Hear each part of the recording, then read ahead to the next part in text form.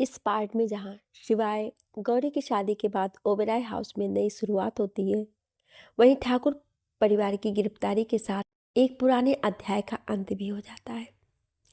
गौरी का बदला हुआ अंदाज, जिसमें प्यार भी है, ताकत भी है और अपनी बेटी सोरा के लिए फिक्र भी, हर सीन को और गहरा बना देता है। लेकिन सबसे खास पल तब आता है जब किंजल और लक्ष्य आमने सामने होते हैं। एक कमरा, कुछ टूटी हुई सांसें और वो डोरी जिसे खोलते वक्त दिल की धड़कनें तेज हो जाती हैं। किंजल का कांपता शरीर और लक्ष्य के होठों की वो छुअन जो बिना कुछ कहे दोनों के दिलों में हलचल मचा देती है। ये सिर्फ कपड़ों की डोरी नहीं खुली, शायद दो टूटे दिलों के बीच पहली गांठ भी ढीली पड़ गई। अगली सुबह किंजल कसमसा के उठी। वो धीरे धीरे अपनी आंखें खोली, फिर एक फ्लैश के साथ सब याद आ गया। वो झट से उठकर बैठ गई। इस वक्त वो अपने कमरे में थी, अकेली थी। उसने टी शर्ट देखी और उसे पकड़कर स्मेल की।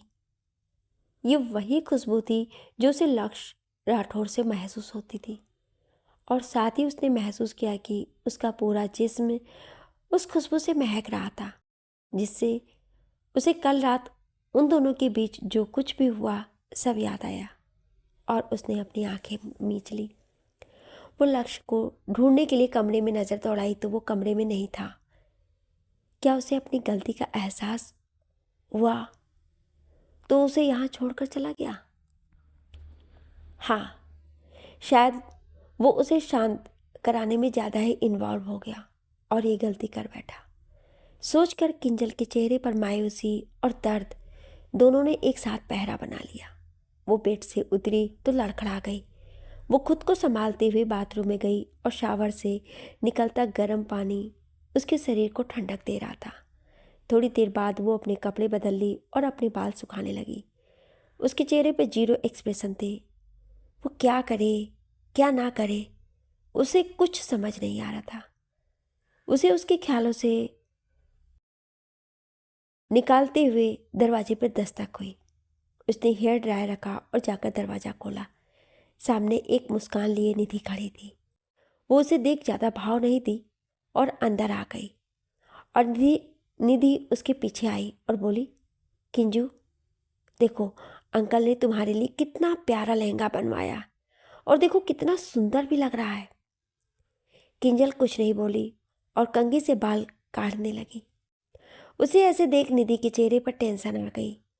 वो किंजल के पास आई और उसे अपनी तरफ घुमाते हुए बोली, देखो किंजू, लक्षित ने कल रात जो बदतमीजी की वो बस नशे में था, वरना होश में वो गलती से भी ऐसा नहीं कर सकता। किंजल तंज भरी मुस्कान लिए, बदतमीजी? उसने मुझे मॉलेस्ट करने की कोशिश की। निधि, नो किंजल, वो बस बहुत खुश था और तुम दोनों की शादी होने वाली है, इसलिए वो खुद को कंट्रोल नहीं कर पाया और तुमने उसे मना कर दिया तो वो गुस्सा हो गया। और वो तुम्हारे होने वाला पति है। अगर तुम दोनों के बीच कुछ भी हो जाए तो it's not a big deal. It is a big deal miss Nidhi. तुम्हारे लिए बिग डील नहीं है, लेकिन मेरे लिए है। और क्या कहा तुमने कि वो गुस्सा हो गया तो इसलिए उसने मेरे साथ वो सब किया? शादी से पहले लड़की को उसकी बिना मर्जी के छूना, उससे जबरदस्ती करना रेप कहलाता है। और शादी के बाद पति अगर पत्नी के बिना मर्जी के खिलाफ उस पर खुद को थोपे तो वो मैरिटल रेप कहलाता है। तुम कहती हो it's not a big deal. क्या होता अगर मैं वहां से बचकर नहीं भागती? तुमने कितनी आसानी से कह दिया it's not a big deal. Deal my foot. मेरी लाइफ तुम राठौर्स के लिए डील ही तो है। कल को अगर वो शादी के बाद मुझे मारपीट भी करेगा तो तुम लोग मुझसे यही कहोगे कि किंजू छोड़ना, तेरा पति है। मार भी दिया तो क्या हो गया, it's not a big deal. पता नहीं क्यों हम लड़कियों को तुम जैसे घर वाले मिलते हैं, जिनके लिए लड़कियां सिर्फ डील होती हैं, जिसे एक उम्र के बाद एक आदमी के साथ बांध दिया जाता है और कोई उससे उसकी मर्जी पूछने नहीं आता है, जैसे मुझसे नहीं पूछा। मैंने तुम लोगों से पहले भी कहा था कि मुझे इसका टच पसंद नहीं है, पर तुम लोग तो इतने बेशर्म हो कि एक कान से सुनकर दूसरे कान से निकाल दिया, और आज मुझे उसकी सफाई देने आई हो कि उसने क्यों किया ये सब।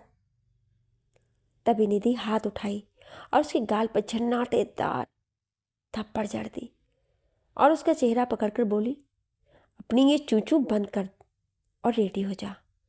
तेरे चाहने या न चाहने से कोई फर्क नहीं पड़ता। किंजल, मैं उससे शादी नहीं करूंगी। निधि आईब्रो उठाकर, अच्छा, मैं भी देखती हूँ कि तू कैसे नहीं मानती है। अब अगर तू तैयार नहीं हुई तो गौरी के पिल्ले सारांश का जो होगा सो होगा, और साथ ही इल्जाम तुझ पे ही आएगा। किंजल घबराकर चिंता भरी नजरों से, सारांश कहाँ है वो? निधि, फिलहाल तो यही है। अगर चाहती है कि वो अस्पताल ना जाए तो रेडी हो जाए चुपचाप, और हाँ, घूंघट ले लेना, पंडित जी ने सख्ती से कहा है। वो कपड़े रखी और चली गई। किंजल के पास और कोई ऑप्शन नहीं था तैयार होने के सिवा। कुछ घंटे बाद पंडित जी बुलाने के लिए बोला तो रोशनी और नव्या किंजल को लेने के लिए उसके रूम में चली गई। उन्होंने वहां जाकर देखा तो दुल्हन ऑलरेडी रेडी थी। एक्चुअली एक किंजल यानी लक्षित की और दूसरी लड़की जो लक्ष्य की थी, वो दोनों पहले कंफ्यूज हुई। फिर उन्हें याद आया कि गौरी ने उनसे कहा था कि वहाँ 2 दुल्हन ही रेडी मिलेंगी और लक्ष्य की भी शादी वहीं होगी। सोचकर वो आगे बढ़ गई और पूछी कि किंजल, और वो लड़की कौन सी है? नव्या और रोशनी दोनों नीचे आई और सामने 2 दूल्हे थे, एक लक्ष्य और दूसरा लक्षित, पर दोनों का गेटअप और मंडप सेम था और सर पर सेहरा जिससे दोनों के चेहरे छुपे थे।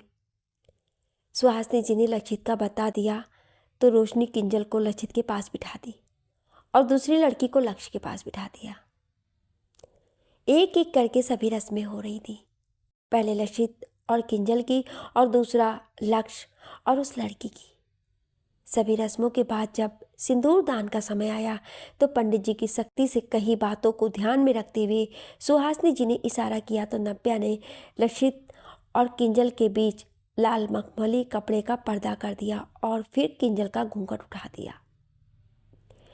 लक्षित ने 5 बार किंजल की मांग में सिंदूर भरा और सेम प्रोसेस लक्ष्य के साथ भी हुआ और दोनों जोड़ों की शादी संपन्न हो गई।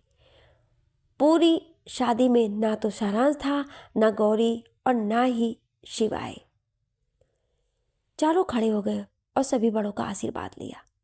अगले पल लक्षित ने सेहरा हटा दिया।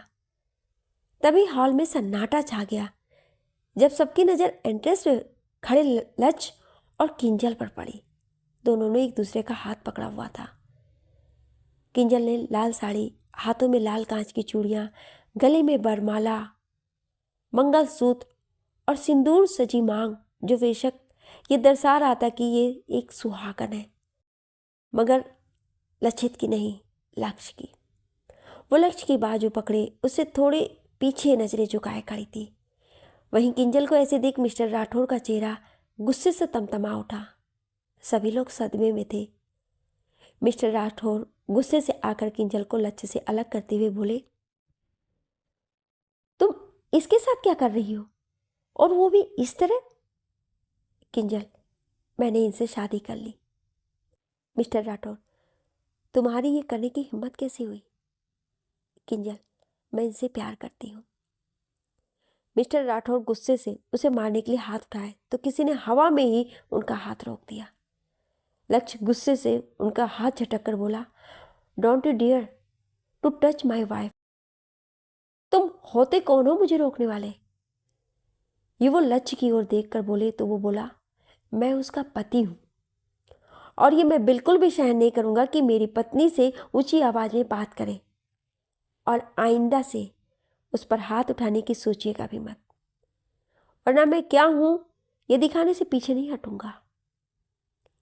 तभी पीछे से लक्षित गुस्से से तमतमाए हुए पगड़ी निकाल फेंका और अब सभी का ध्यान लक्षित और साथ में उस लड़की पर चला गया। लक्षित ने गुस्से से उस लड़की के चेहरे पर से घूंघट हटा दिया तो सब अब और ज्यादा हैरान हो गए। निधि, तुम यहां? लक्षित ने घबरा कर कहा। वहीं सभी हैरान थे। निधि की आंखें बार बार बंद और खुल रही थी, जैसे वो होश में ना हो। अगले पल सब समझ गए कि उसे ड्रग्स की डोज दी गई है। वहीं किंजल को पता था और डोज इतनी थी कि वो होश में रहे और कुछ बोल ना पाए, सिर्फ उतना कि जो उससे करवाया जाए वही वो करे। तभी अब सभी को वो दूसरे दूल्हा दुल्हन का ख्याल आया और उस लड़के ने अपना सेहरा हटा दिया तो एक और झटका सबको लगा, क्योंकि वो शिवाय था।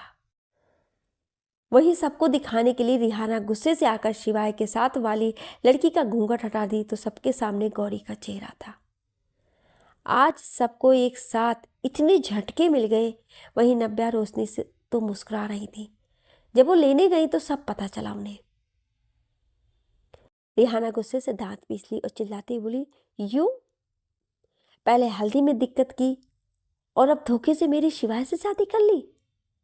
मिसेस ठाकुर आकर गुस्से से, ये लड़की खुद को समझती क्या है? यू ब्लडी बिच, कहकर गौरी पर हाथ उठाई कि उनका हाथ हवा में रह गया। मिसेस ठाकुर ने शिवाय की गुस्से से भरी शिवाय की आंखें देखी तो वो सहम सी गई।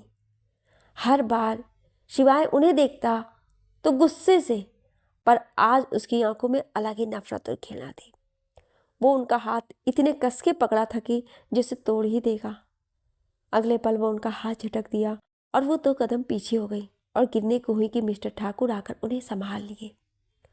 सुहासिनी जी गुस्से से, ये क्या तमाशा हो रहा है?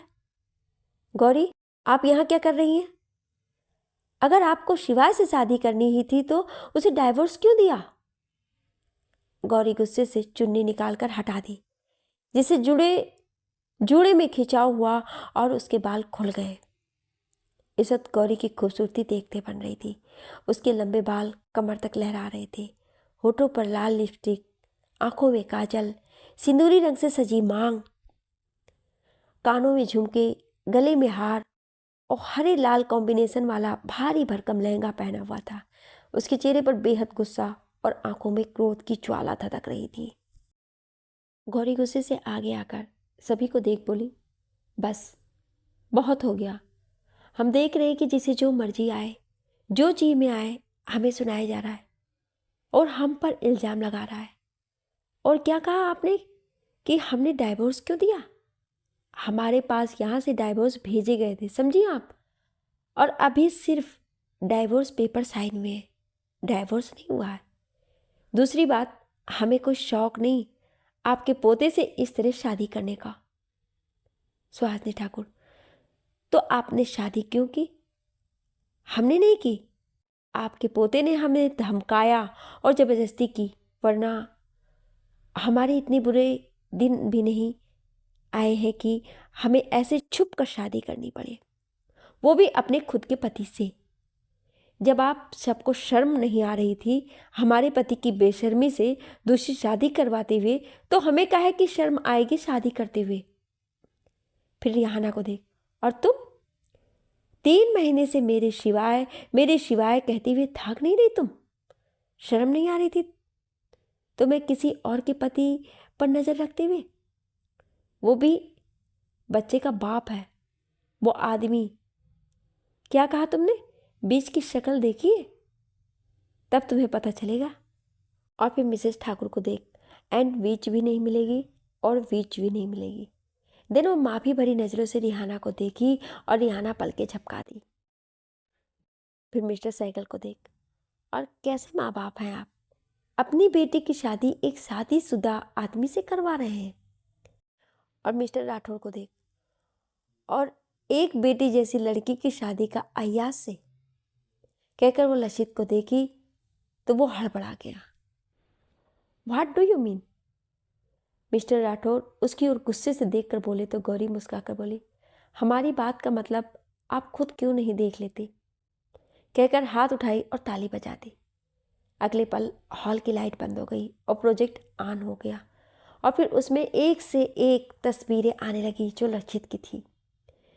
जिसमें वो हर एक लड़की के साथ और एक बेवकूफ़ भी बता सकता है था कि उनका किस तरह का संबंध था।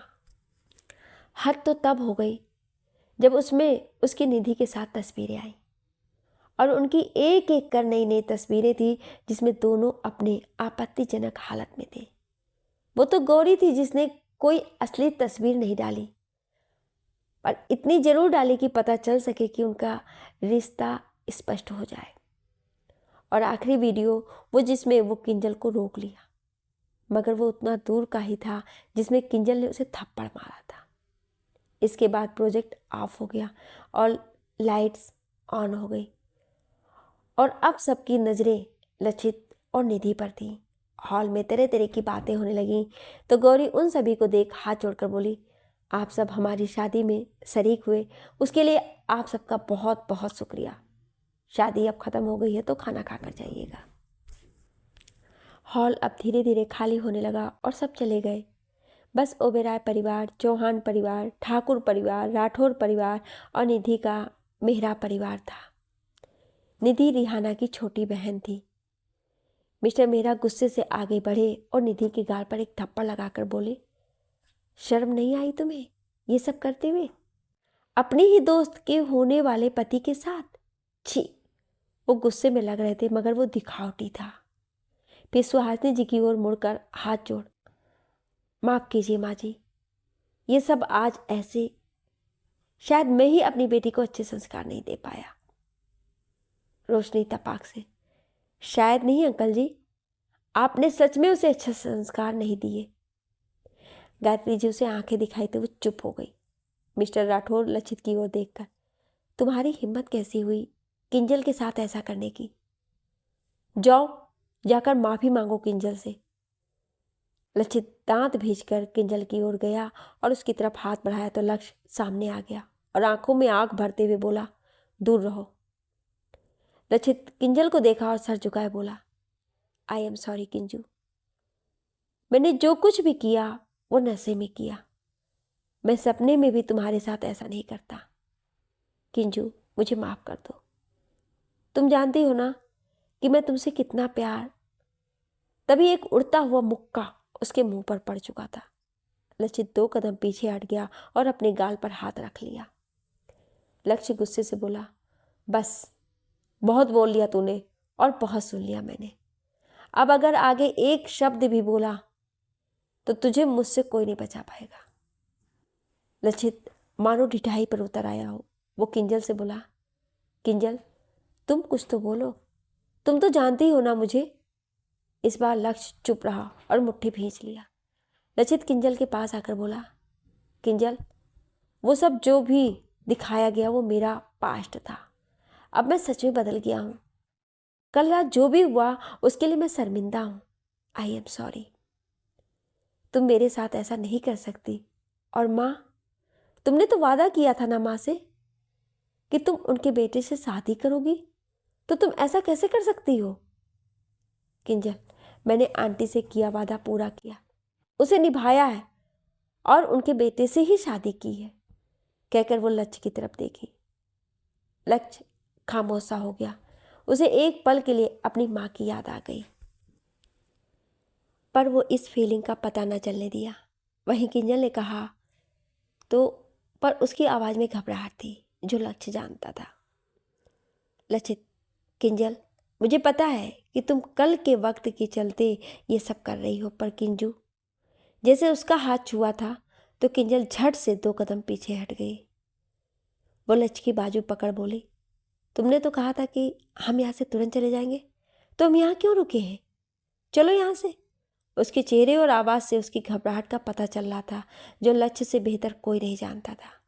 कल रात उसकी क्या हालत थी और अब तक वो शांत थी, ये बहुत बड़ी बात थी। मगर अब उसके चेहरे पर घबराहट साफ पता चल रही थी और वो लचित को देखना भी नहीं चाहती थी।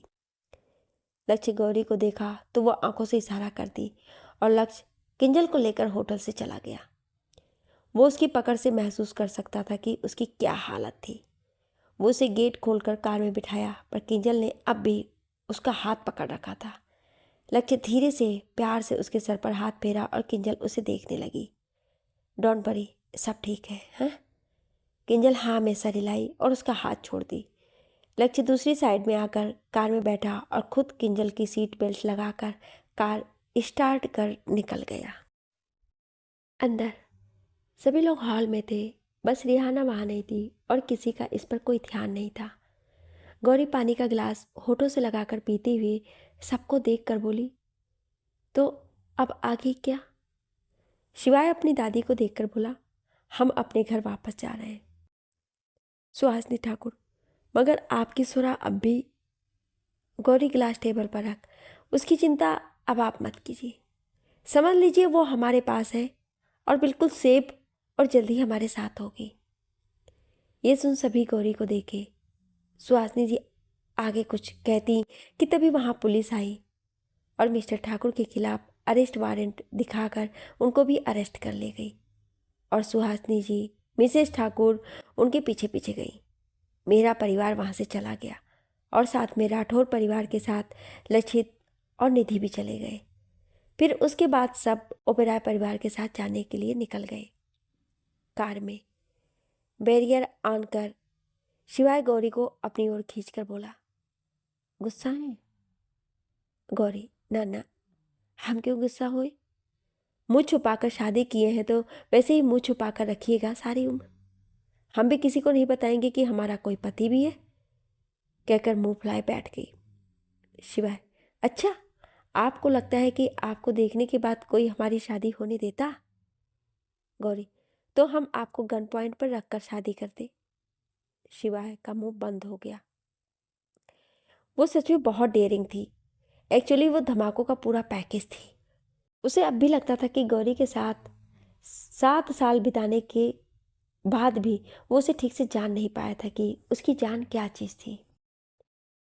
शिवाय उसे मनाते हुए, अगले दिन हम एक बड़ी सी रिसेप्शन पार्टी रखेंगे, ठीक है?